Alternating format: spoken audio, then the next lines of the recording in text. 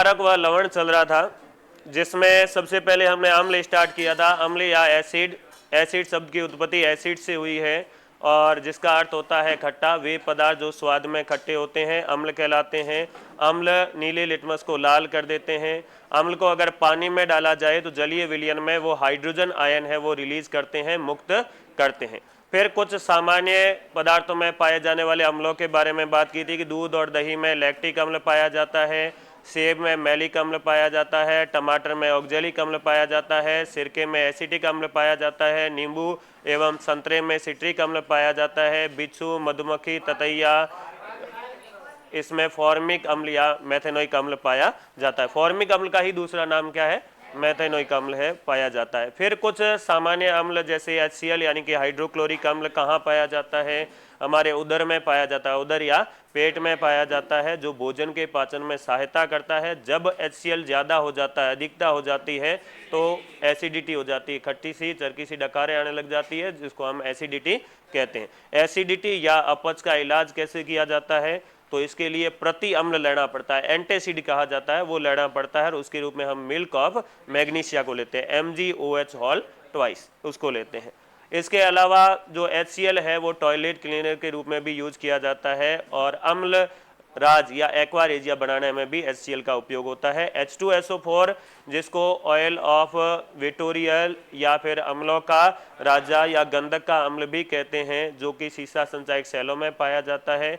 HNO3 या nitric अम्ल जिसको सोरे का अम्ल भी कहते हैं और इसका प्रयोग किया जाता है विस्फोटक पदार्थ जैसे TNT, डायनामाइट, RDX वगैरह बनाने में किया जाता है, फटाके बनाने में किया जाता है, उर्वरक बनाने में किया जाता है। अमोनियम नाइट्रेट नामक उर्वरक होता है, वो नाइट्रिक अम्ल की हेल्प से बनाया जाता है। इसके अलावा अम्लराज या एक्वारेजिया बनाने में भी इसका प्रयोग किया जाता है। एसिटिक अम्ल जो कि सिरके में पाया जाता है, सिरके में 5 से लेकर 8% क्या होता है? एसिटिक अम्ल होता है। और एसिटिक अम्ल या सिरके का उपयोग है वो कहाँ किया जाता है? तो खाद्य परिरक्षक के रूप में किया जाता है, अचार व मुरब्बा बनाने के लिए। और ऑक्जेलिक अम्ल है उसका प्रयोग किया जाता है कपड़ों पर जंग हटाने के लिए। टार्टरिक अम्ल को एक और अम्ल है, टार्टरिक अम्ल है, अगर उसको मिला दिया जाता है बेकिंग पाउडर के साथ, किसके साथ मिला दिया जाता है? बेकिंग पाउडर के साथ मिला दिया जाता है, तो इसका प्रयोग किया जाता है अपने खाने के अंदर जो ये पकोड़े या फिर कचौरी बनाते हैं उस समय जो फुलाने के लिए सोडा डाला जाता है, उसके रूप में इसका प्रयोग किया जाता है। उसके बाद हमने अम्लों के गुणधर्म पढ़ने स्टार्ट किए थे। पहला गुणधर्म हमने पढ़ा था कि अम्लों की किसके साथ क्रिया? धातुओं के साथ क्रिया। तो जब अम्ल है वो धातुओं के साथ अभिक्रिया करते हैं तो क्या किसका निर्माण करते हैं? धातु के साथ अभिक्रिया करने के बाद वो निर्माण करते हैं हाइड्रोजन और लवण का। अम्ल प्लस कोई भी धातु ले लेंगे तो धातु के साथ अभिक्रिया करके वो लवण प्लस के बनाएगा हाइड्रोजन, H2 गैस। ये H2 गैस बहुत ही ज़्यादा ज्वलनशील होती है। अगर इसके पास आप जलती हुई तीली या मोमबत्ती लेके जाओगे तो ये पॉप साउंड या फटफट साउंड के साथ, ध्वनि के साथ ये जलेगी। और वो इसकी पहचान है, हाइड्रोजन की पहचान भी हम कैसे करेंगे? जब ये पॉप साउंड या फटफट साउंड के साथ जल जाएगी। दूसरा हमने बात की थी धातु कार्बोनेटों के साथ, धातु कार्बोनेटों के साथ अभिक्रिया।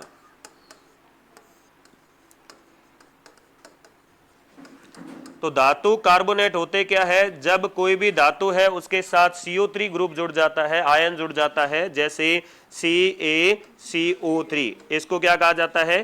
कैल्शियम कार्बोनेट कहा जाता है। जैसे Na2CO3, इसको कहा जाता है सोडियम कार्बोनेट। जैसे K2CO3, इसको क्या नाम दे दिया जाएगा? पोटेशियम। K मतलब पोटेशियम होता है, Na मतलब सोडियम, और CO3 मतलब क्या होता है? कार्बोनेट। जब भी आप धातु की क्रिया है, धातु कार्बोनेट है, उस धातु कार्बोनेट की क्रिया अम्लों के साथ करवाओगे तो किसका निर्माण होगा? धातु कार्बोनेट प्लस के अम्ल है तो बन जाएगा आपके, एक तो बन जाएगा लवण प्लस के जल और प्लस के कार्बन डाइऑक्साइड। अब यहाँ पर इंपॉर्टेंट यही है कि ये जो निकल रही कार्बन डाइऑक्साइड है, इसका आप कैसे पता चल करोगे कि ये निकल रही गैस है वो कार्बन डाइऑक्साइड? तो इसके दो तरीके हैं। पहला तो इसके पास जलती हुई मोमबत्ती ले जाओ तो वो क्या हो जाएगी? बुझ जाएगी, क्योंकि कार्बन डाइऑक्साइड गैस है वो आग बुझाने में क्या होती है, सहायक होती है। अग्निशमन यंत्रों में भी कौन सी गैस होती है, कार्बन डाइऑक्साइड होती है। इसके अलावा दूसरी इसकी पहचान है कि अगर आप इसको चूने के पानी के साथ मिला दो तो चूने का पानी है वो कैसा हो जाएगा, दूधिया हो जाएगा। अगर आप CO2 गैस है इसको CaOH हॉल ट्वाइस, इसको क्या कहा जाता है, कैल्शियम हाइड्रोक्साइड, चूने का पानी या बुझा हुआ चूना, इसके साथ अगर CO2 को मिला देते हो तो क्या बन जाता है, तो बन जाता है CaCO3। CaCO3 क्या है, कैल्शियम कार्बोनेट है, ये बन जाता है, साथ में बन जाता है H2O जल। तो CaCO3 है, इसका कलर कैसा होता है, दूधिया होता है। तो जब निकल रही जो गैस है इसको अगर चूने के पानी में प्रवाहित किया जाए तो चूने के पानी का कलर कैसा हो जाता है, दूधिया। लेकिन अगर ज्यादा देर तक प्रवाहित करोगे तो ये दूधिया कलर फिर गायब हो जाएगा। गायब क्यों हो जाएगा, क्योंकि यहाँ पर कैल्शियम हाइड्रोजन कार्बोनेट बन जाएगा, यानी कि इसके अंदर अगर ज्यादा कार्बन डाइऑक्साइड मिल गई है तो ये बन जाएगा CaHCO3 और इसको कहा जाता है कैल्शियम हाइड्रोजन कार्बोनेट। HCO3 मतलब होता है हाइड्रोजन कार्बोनेट। तो कैल्शियम हाइड्रोजन कार्बोनेट बन जाएगा और ये पानी में घुलनशील होता है। कैल्शियम कार्बोनेट पानी में अघुलनशील होता है, लेकिन कैल्शियम हाइड्रोजन कार्बोनेट पानी में घुलनशील होता है और इसलिए चूने का जो दूधिया रंग है वो गायब हो जाएगा। तो ये दो लाइनें लिखनी है ना हमारे। लास्ट हमने क्या लिखा था, यही लिखा था कि जब अम्ल की अभिक्रिया हम धातु कार्बोनेटों के साथ करवाते हैं तो लवण और क्या बन जाता है, जल बन जाता है। तो अब ये दो लाइनें आगे लिख दीजिए, फिर हम आगे बात करते हैं।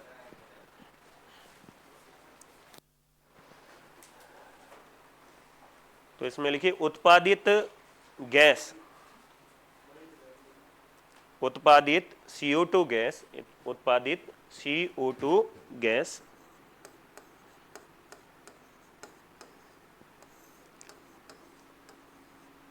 CO2 गैस के पास जलती हुई मोमबत्ती ले जाने पर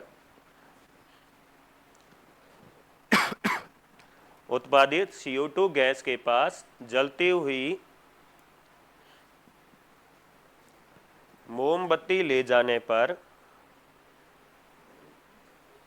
जलती हुई मोमबत्ती ले जाने पर मोमबत्ती बुझ जाती है, मोमबत्ती बुझ जाती है, क्योंकि CO2 आग बुझाने में सहायक होती है। क्योंकि CO2 मतलब कार्बन डाइऑक्साइड, CO2 आग बुझाने में सहायक होती है, क्योंकि CO2 आग बुझाने में सहायक होती है। इसे नीचे अगला पॉइंट लिखिए, यदि इस कार्बन डाइऑक्साइड को, इस CO2 को, यदि इस CO2 को चूने के पानी में, चूने के पानी में, चूने के पानी में प्रवाहित किया जाए,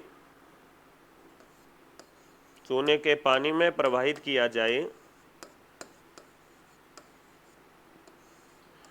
तो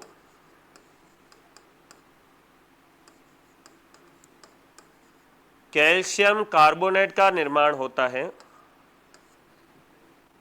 तो कैल्शियम कार्बोनेट का निर्माण होता है, कैल्शियम कार्बोनेट का निर्माण होता है एवं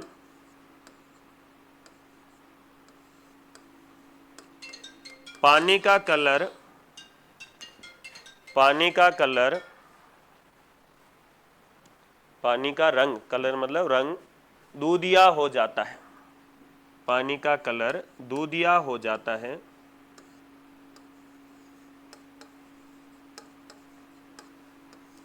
दूधिया हो जाता है एवं यदि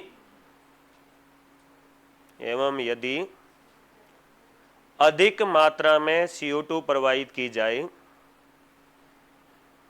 अधिक मात्रा में CO2 प्रवाहित की जाए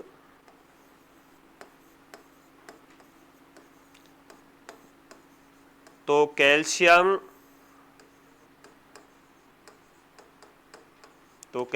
हाइड्रोजन कार्बोनेट बन जाता है।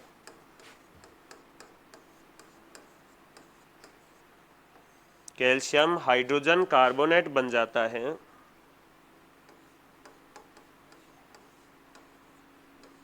जो पानी में घुलनशील होता है। कैल्शियम हाइड्रोजन कार्बोनेट बन जाता है जो पानी में घुलनशील होता है,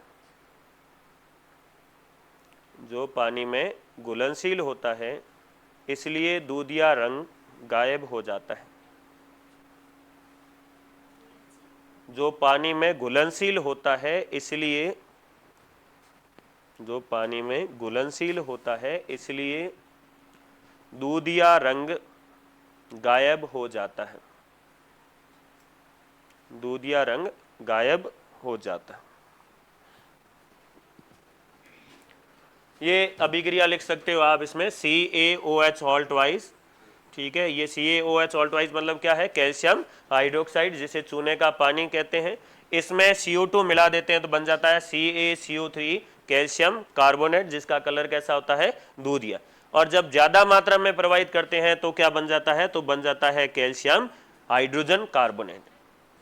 तो कैल्शियम हाइड्रोजन कार्बोनेट का तो ये सूत्र होता है Ca फिर HCO3 होल ट्वाइस।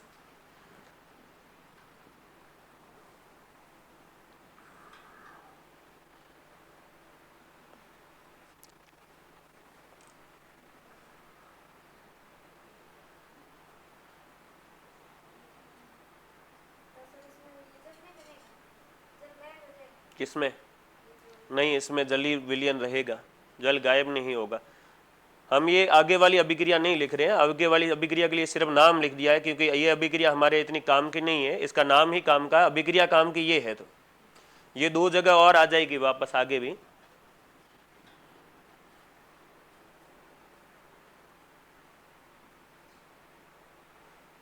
अगर CTET लेवल के जो पेपर बनाए जाएं तो फिर इनसे अच्छे से प्रश्न बनते हैं। अपने वाले तो क्या करते हैं कि सीधे सीधे प्रश्न उठा लेते हैं।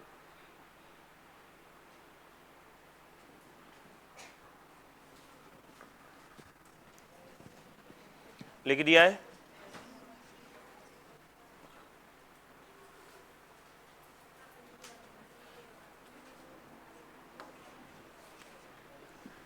नेक्स्ट आ जाता है धात्विक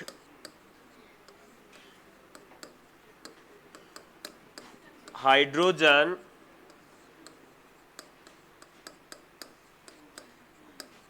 कार्बोनेट के साथ अम्लों की क्रिया। पहले हमने सिर्फ लिखा है धातु कार्बोनेट, अब लिखा है हमने धातु हाइड्रोजन कार्बोनेट। तो सबसे पहले तो देख लेते हैं कि धातु हाइड्रोजन कार्बोनेट क्या क्या, कौन कौन से होते हैं। अगर धातुओं के साथ आयनिक फॉर्म में HCO3 आयन जुड़ जाए, HCO3, तो ये HCO3 आयन है, इसको कहा जाता है हाइड्रोजन कार्बोनेट। जब ये धातुओं के साथ जुड़ जाता है तो धातुओं के हाइड्रोजन कार्बोनेट बन जाते हैं, जैसे NaHCO3। इसको क्या कहा जाता है? इसको कहा जाता है सोडियम हाइड्रोजन कार्बोनेट। HCO3 का मतलब क्या होता है? Hydrogen carbonate. और जब इसके साथ धातु जुड़ जाती है तो धात्विक हाइड्रोजन कार्बोनेट बन जाते हैं, जैसे सोडियम हाइड्रोजन कार्बोनेट। और अभी हमने लिखा था वो कौन सा था? CaHCO3 ऑल ट्वाइस, इसको कहा जाता है कैल्शियम हाइड्रोजन कार्बोनेट। और ऐसे ही बन जाता है मैग्नीशियम HCO3 ऑल ट्वाइस, इसको कहा जाता है मैग्नीशियम हाइड्रोजन कार्बोनेट। तो जब भी आप धातुओं की क्रिया, धातु कार्बोनेटों की क्रिया अम्लों के साथ करवाएंगे तो वही निर्माण होगा जो निर्माण होता है धातु कार्बोनेटों के साथ। अम्लों की क्रिया अगर धातु हाइड्रोजन कार्बोनेट के साथ करवाओगे तो जो धातु कार्बोनेट में बनता है वही यहां बनेगा। तो अम्ल प्लस धातु हाइड्रोजन कार्बोनेट करोगे तो यहां पर बन जाएगा लवण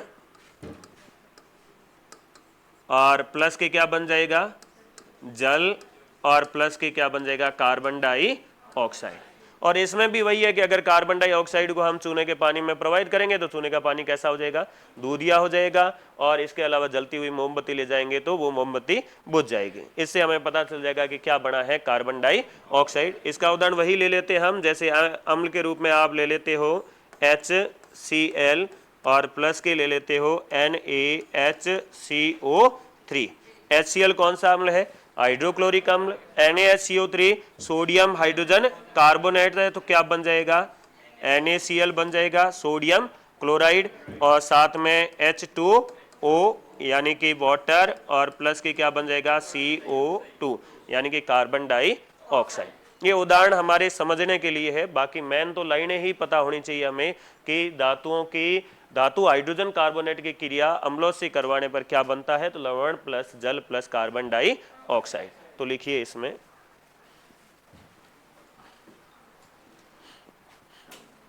अम्लों की अभिक्रिया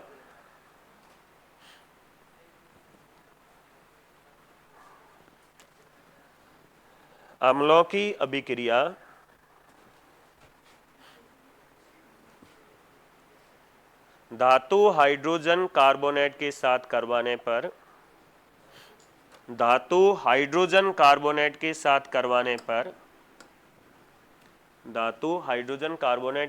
करवाने पर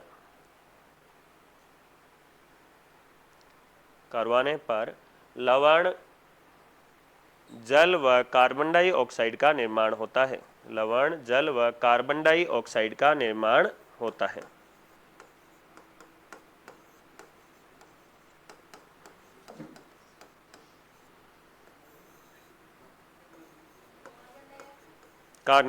होता है।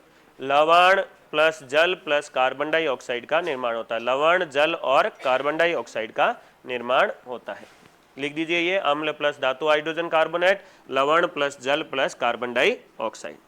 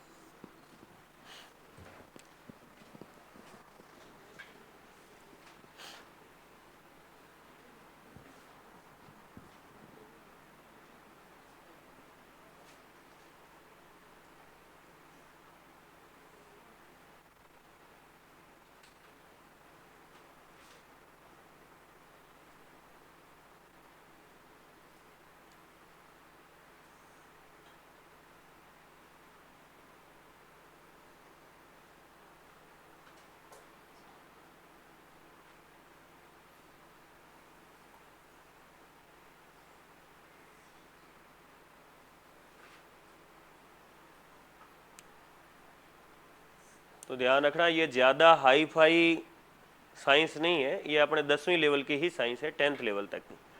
और अपने सिलेबस में स्पेशली लिख रखा है कि 10th लेवल तक का आपके आएगा।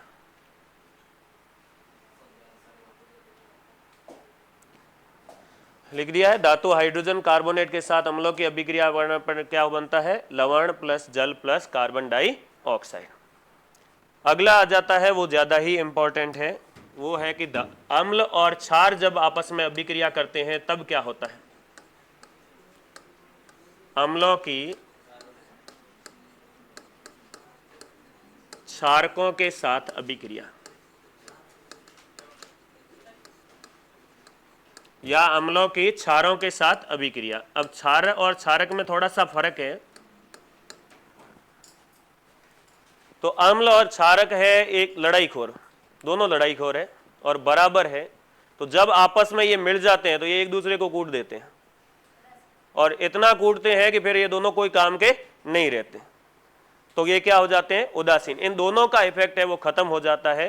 तो जब भी अम्ल और क्षार आपस में मिलेंगे, अम्ल की अगर अभिक्रिया अगर आप किसके करवाओगे क्षार के साथ करवाओगे तो ये दोनों मिलकर एक दूसरे के प्रभाव को क्या कर देंगे, खत्म कर देंगे, दोनों एक दूसरे से लड़ मरेंगे और क्या बन जाएगा, तो बन जाएगा लवण और प्लस के क्या बनेगा, जल। लूण बनेगा और लूण किस में बनेगा, पानी में, तो लूण और पानी बन जाएगा, लवण और जल बन जाएगा। और इस क्रिया में इन दोनों के प्रभाव है वो क्या हो जाते हैं, खत्म हो जाते हैं। और खत्म होने के कारण ही इस अभिक्रिया को कौन सी अभिक्रिया कहा जाता है, उदासीनीकरण अभिक्रिया कहा जाता है, क्योंकि ये दोनों के दोनों क्या हो जाते हैं, उदासीन हो जाते हैं, इसलिए इसको कहा जाता है उदासीनीकरण अभिक्रिया।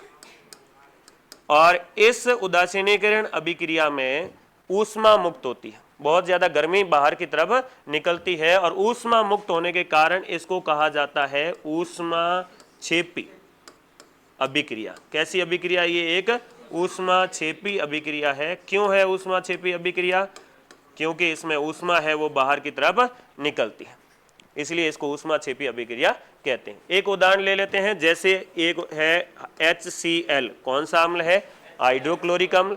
अगर इसको आप मिला देते हो एक क्षार के साथ, और क्षार है NaOH, NaOH मतलब है सोडियम हाइड्रोक्साइड, ये एक क्षार है, इसके साथ मिलाते ही बन जाता है NaCl, जो कि है साधारण नमक, टाटा नमक, जिसका दाना दाना एक समान, आयोडीन युक्त नमक यानी कि NaCl बन जाता है, और साथ में क्या बन जाता है, H2O, और H2O क्या है, पानी। यहां पर एक चीज और ध्यान रखनी है कि जब भी उदासीनीकरण अभिक्रिया होगा तो जितना आप अम्ल लेंगे उसके अनुपात में जो क्षार है उसका मान फिक्स रहेगा। मान लीजिए आपने यहां पर 8 ml HCl लिया, ठीक है, 8 ml HCl लिया, यहाँ पर 8 लीटर HCl लिया और उसके साथ NaOH मिलाया, तो 8 लीटर HCl है वो 10 लीटर या 10 ml NaOH को पूरी तरह से उदासीन कर देता है। यानी कि 8 ml है, 8 लीटर है, वो 10 लीटर मत के पड़ जाया करे, भारी पड़ जाया करे, और दोनों ही हिसाब के कर दे, बराबर कर दे।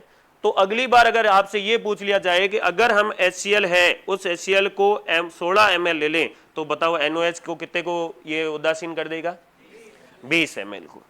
अगर आप 16 ml HCl ले लेते हो तो वो 20 ml NaOH को क्या कर देगा, उदासीन। अगर इसको बढ़ा के आप कर देते हो 24 ml, तब बताओ कितना NaH लेना पड़ेगा, 30। यानी कि इनका अनुपात है वो हमेशा क्या रहेगा, बराबर रहेगा, सेम रहेगा। उदासीनीकरण अभिक्रिया में अम्ल और क्षार है, इसका अनुपात हमेशा क्या रहता है, फिक्स रहता है। जैसे 8 ml 10 को कर रहा है तो 16 किसको करेगा, 20 को करेगा, और 24 किसको कर देगा, 30 को। ऐसे आगे ये बढ़ता जाएगा, अनुपात हर बार क्या रहेगा, बराबर ही रहेगा।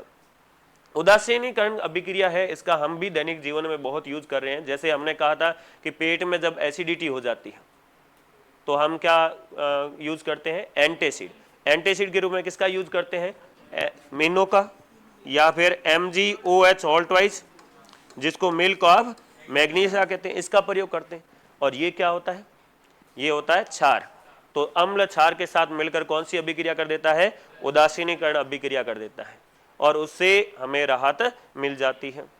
और ऐसे ही बिच्छू, टोंटिया, मधुमक्खी ये खा जाए तो हम उसके ऊपर कोलगेट लगा देते हैं, कोलगेट लगाते हैं और उससे थोड़ी सी राहत मिलती है, क्योंकि कोलगेट में भी क्या होता है, बेस होता है। कोलगेट का नेचर है वो कैसा होता है, बेसिक होता है, मतलब बेस मतलब क्षार होता है, तो क्षारीय प्रकृति होने के कारण वो उदासीन अभिक्रिया कर लेता है। क्या इसका मतलब हम ये समझ सकते हैं कि जब एसिड अटैक होता है, नॉर्मली जो एसिड अटैक होते हैं वो एसिड अटैक किसके होते हैं, H2SO4 के। एक गंगाजल मूवी देखो डी अजय देवगन की, गंगाजल मूवी में गंगाजल बोलिया करे, वो क्या होया करे, बैटरी निकालू पानी होया करे, और बैटरी में क्या होया करे, तेजाब होया करे, तेजाब खयो H2SO4। तो अगर H2SO4 से हाथ जल गया है और उसके ऊपर अगर हम बेस डाल दे तो ठीक रहेगा। हाथ पहला क्यों जले, H2SO4, क्योंकि ये संक्षारक होता है। फिर बेस डालोगे, बेस भी संक्षारक होता है, तो पहला तो H2SO4 बड़ी, बस क्यों बड़ी, बस बेस में बड़ी। तो इससे अच्छा है भाई कौन सी अभिक्रिया पर रहे हम, उदासीनीकरण अभिक्रिया। उदासीनीकरण ये कहती है कि अम्ल के साथ क्षार मिला दो, तो अम्ल से पहले हाथ जला हुआ तो उसके ऊपर क्षार डालोगे तो उदासीनीकरण अभिक्रिया होनी चाहिए। लेकिन उदासीनीकरण अभिक्रिया से पहले आपका है वो हाथ किससे जला हुआ है, H2SO4 से, और उसके ऊपर अगर आपने बेस डाल दिया तो बेस से वापस हाथ क्या होगा, जलेगा। तो ऐसी कंडीशन में आपको क्या करना चाहिए, H2SO4 से अगर हाथ जल गया है, तेजाब से हाथ जल गया है, तो उसके ऊपर बहुत ज़्यादा क्या डालना चाहिए? पानी। अब पानी डालने से क्या होता है वो हम आगे बात कर लेंगे। तो डालिए हेडिंग अम्लों की क्षारकों के साथ अभिक्रिया।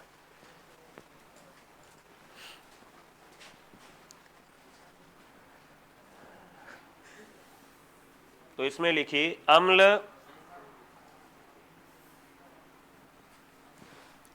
अम्ल क्षारों के साथ अभिक्रिया करके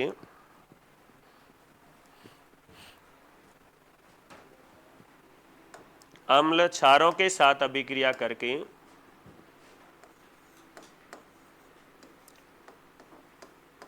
लवण व जल का निर्माण करते हैं।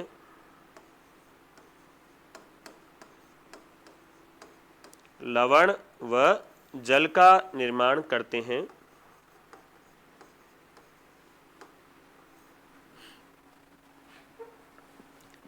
इस क्रिया में अम्ल व क्षार दोनों का प्रभाव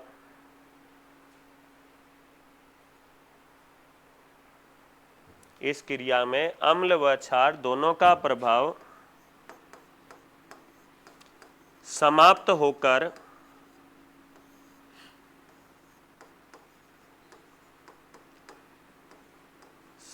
होकर ये उदासीन हो जाते हैं। समाप्त होकर ये उदासीन हो जाते हैं। दोनों का प्रभाव समाप्त होकर ये उदासीन हो जाते हैं, इसलिए इसे उदासीनीकरण अभिक्रिया कहते हैं। इसलिए इसे उदासीनीकरण अभिक्रिया, न्यूट्रलाइजेशन, इंग्लिश में क्या कहा जाता है? न्यूट्रलाइजेशन, क्योंकि न्यूट्रल हो जाते हैं ये। न्यूट्रल ने अपने मारवाड़ी में क्या करो? नोटल आदमी की है, एकदम नोटल हो गया, तो न्यूट्रलाइजेशन रिएक्शन कहा जाता है, उदासीनीकरण अभिक्रिया कहा जाता है। आगे लिखिए इसमें उदासीनीकरण अभिक्रिया में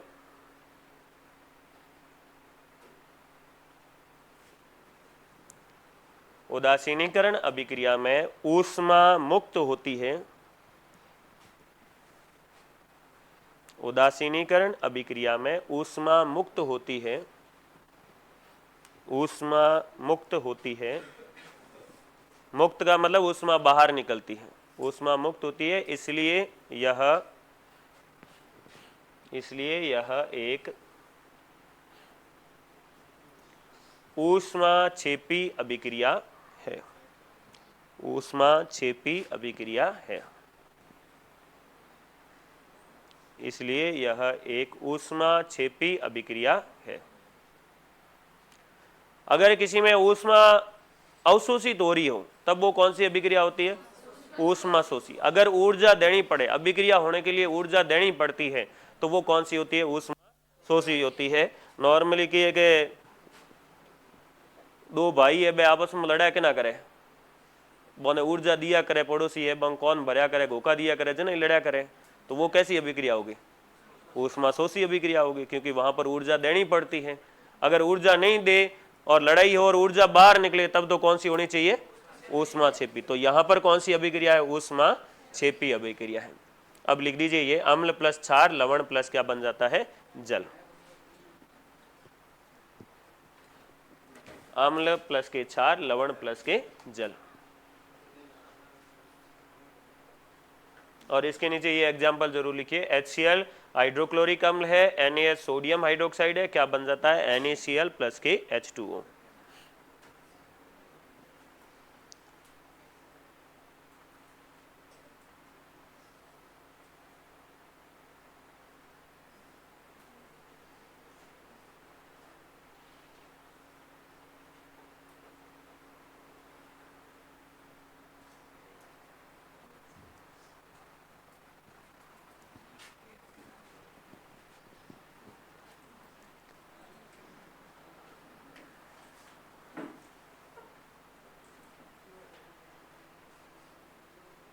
आगे लिखिए इसमें उदासीनीकरण अभिक्रिया में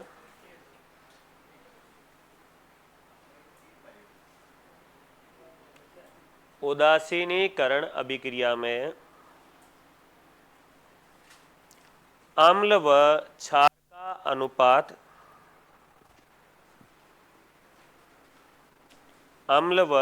का अनुपात निश्चित रहता है।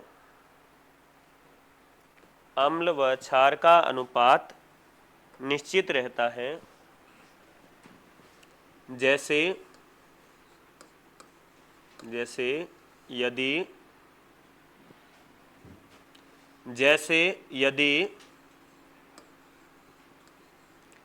8 ml HCl 10 ml NaOH को उदासीन करे। जैसे 8 ml HCl 10 ml NaOH को उदासीन करे तो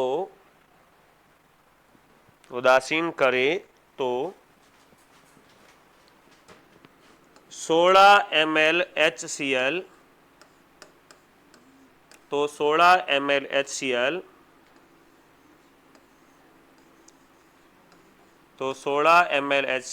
20 ml NaOH को उदासीन करेगा। यदि 8 ml HCl 10 ml NaOH को उदासीन करे तो 16 ml HCl 20 ml NaOH को उदासीन करेगा। यानी कि इनका अनुपात क्या रहना चाहिए? सेम रहना चाहिए। अभी इसी क्वेश्चन को भी घुमा फिरा के पूछा जा सकता है। वैसे ये क्वेश्चन अपने एनसीईआरटी में पीछे की साइड में दिया हुआ है और इस क्वेश्चन को एक बार सीटेट में उन्होंने पूछ लिया है। अगला आ जाता है अम्लों की धातु ऑक्साइडों के साथ अभिक्रिया। अम्लों की धात्विक ऑक्साइडों के साथ अभिक्रिया।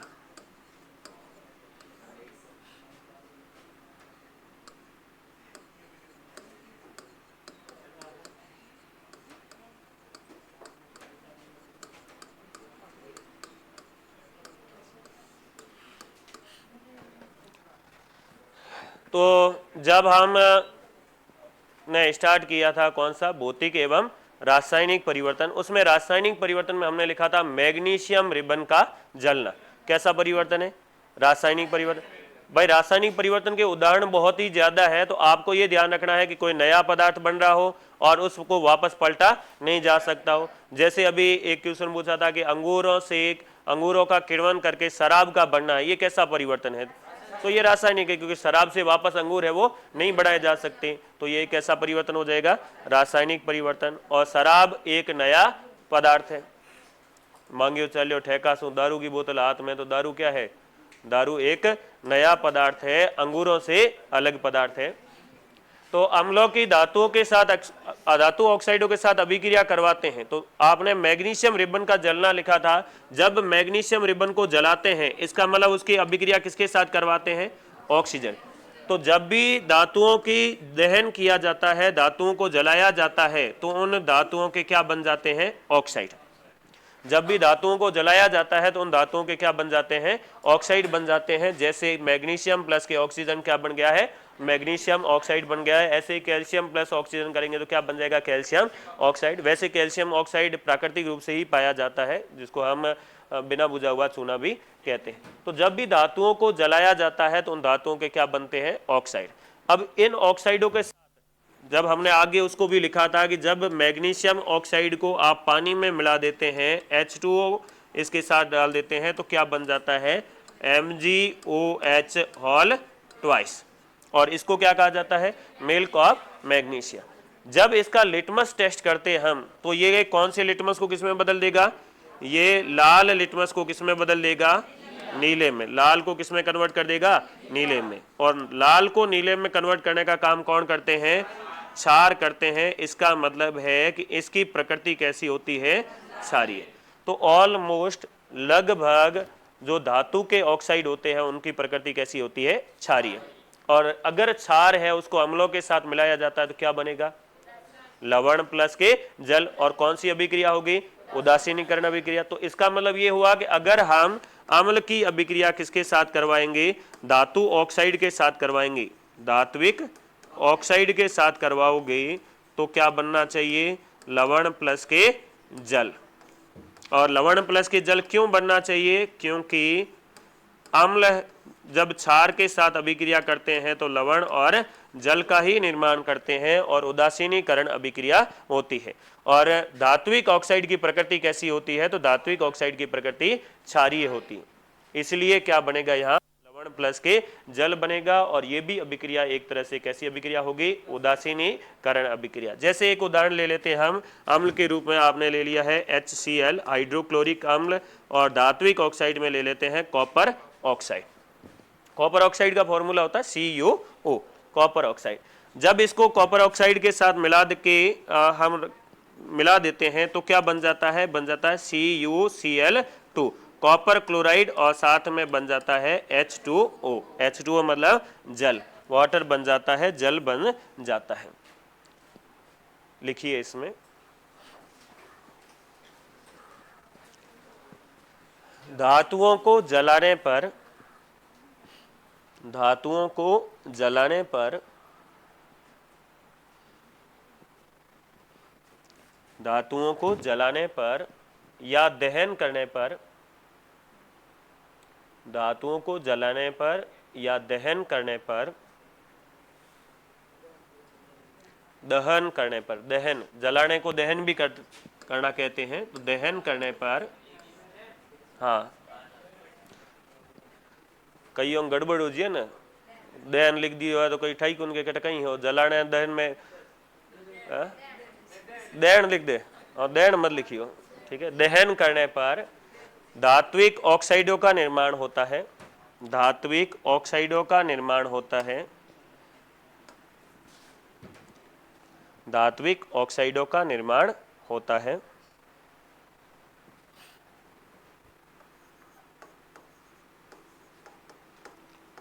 धात्विक ऑक्साइडों की प्रकृति,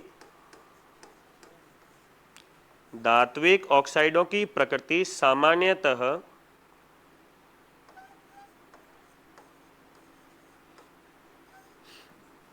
धात्विक ऑक्साइडों की प्रकृति सामान्यतः क्षारीय होती है। देखो यहाँ मैंने एक वर्ड लिखा है सामान्यतः, इसका मतलब है यहाँ पर कि सारे के सारे नहीं होते, कई डिग्री खतरनाक भी होया करें, मौको देख बरो चौको मारिया करें, बे बिना पौधे के लुटा होया करे ना, बे कुने भी गुड़क सके, तो कई एड़ा होया करे जगह अम्लीय भी होया करे, क्षारी भी होया करे, देखा करे मौको देखे कि हमें अपने अम्लीय रहने में फायदो है जना तो बे अम्लीय बन जाया करे, और अगर देखे कि क्षारीय रहने में फायदो है तो क्षारीय बन जाया करे, तो बोने क्या करे उभयधर्मी ऑक्साइड। तो कुछ धातुओं के ऑक्साइड होते हैं जैसे एल्यूमिनियम है या जिंक है, उनके जो ऑक्साइड होते हैं उनको कहा जाता है उभयधर्मी ऑक्साइड। एल्यूमिनियम, जिंक और लेड के ऑक्साइड है उनको उभयधर्मी ऑक्साइड कहा जाता है, जिनकी प्रकृति दोनों होती है, क्षारीय भी होती है और अम्लीय भी होती है। लेकिन यहाँ पर हम लिखेंगे कि सामान्यतः इनकी प्रकृति कैसी होती है, क्षारीय। आगे लिखिए, जब धातु ऑक्साइड अम्लों के साथ अभिक्रिया करते हैं,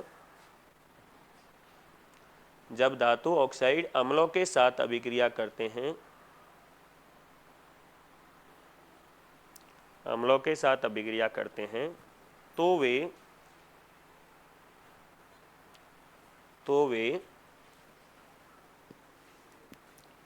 लवण व जल का निर्माण करते हैं, तो वे लवण व जल का निर्माण करते हैं।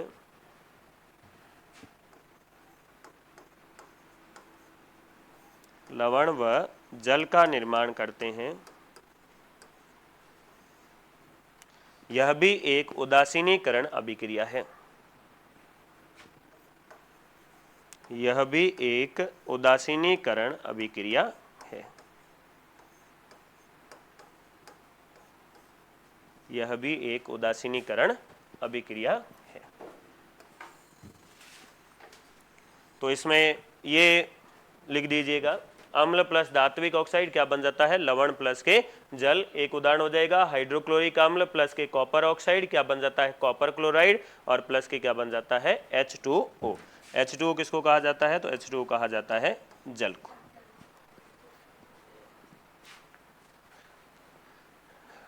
ऑलमोस्ट हमारे अम्ल है उनके गुणधर्म पूरे हो गए हैं, कुछ एक दो गुणधर्म बचे हैं और फिर कल हमें वो क्षार को स्टार्ट कर लेंगे।